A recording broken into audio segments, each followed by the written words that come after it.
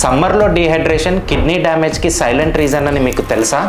Same summer but risk మాత్రం కిడ్స్కి, అడల్ట్స్కి and elderly పీపుల్కి చాలా డిఫరెంట్గా ఉంటుంది. Let me break it down quickly. కిడ్స్కి వాటర్ లాస్ అనేది ఫాస్ట్గా ఉంటుంది. అవుట్డోర్లో ఎక్కువగా ఆటలు ఆడితే ఫాస్ట్గా డీహైడ్రేట్ అవుతూ ఉంటారు. సో వీళ్ళకి రెగ్యులర్గా వాటర్ తాగిపిస్తూ ఉండాలి. ఎస్పెషల్లీ ప్యాకేజ్డ్ డ్రింక్స్ మాత్రం అవాయిడ్ చేయాలి.